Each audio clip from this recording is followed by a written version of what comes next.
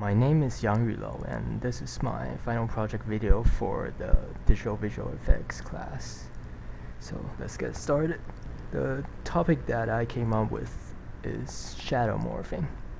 And there are many traditional ways to do image warping or morphing, but they often ignore the changes in the structure of the objects that are pictured and the resulting changes in the shadows and stuff. So this usually isn't an issue since we can't, humans can't really differentiate a correct shadow from an incorrect one as long as they're not too outrageous. But yeah, when we're doing image stitching from different sources or doing compilation videos of image gradually warping into another, the errors becomes more obvious. So I came up with an algorithm that could potentially solve this issue, and it involves the user drawing two lines indicating the start and the end of the border of the shadows for each shadow that you want to warp.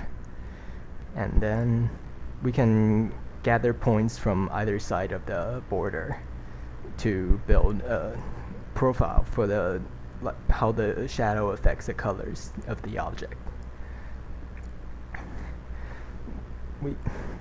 The way we do it is to build histograms of the colors on either side based on their brightness, saturation, and hue.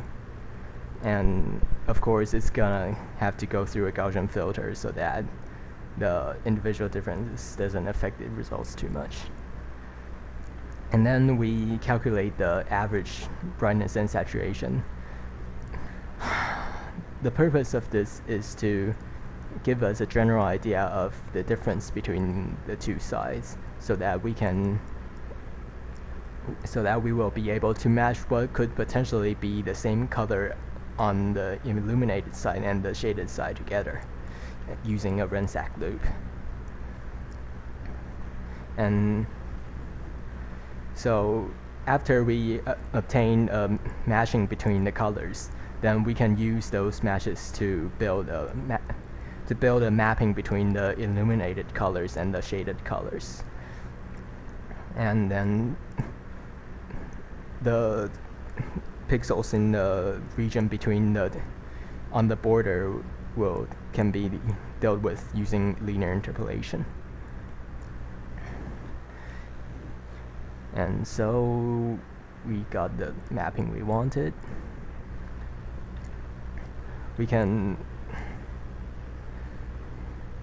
After getting the mapping we wanted, then we can recolor the area that we want to recolor using the new reference lines of the shadows.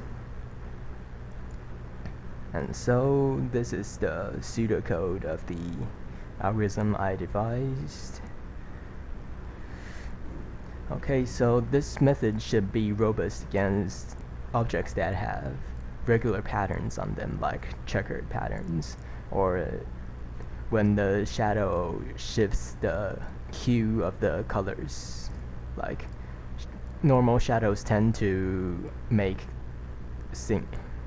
colors closer to blue or purple, while some shadows make things closer to yellow.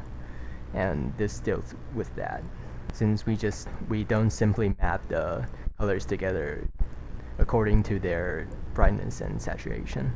But if the original colors of the object on the two sides of the border are different to begin with, then we won't be able to get to actually grasp the profile, the way this part of the shadow affects the colors accurately. So this method will break against those scenarios. This is something that we still need to work. I haven't figured out a way to deal with this yet. Okay, so that's it for my report.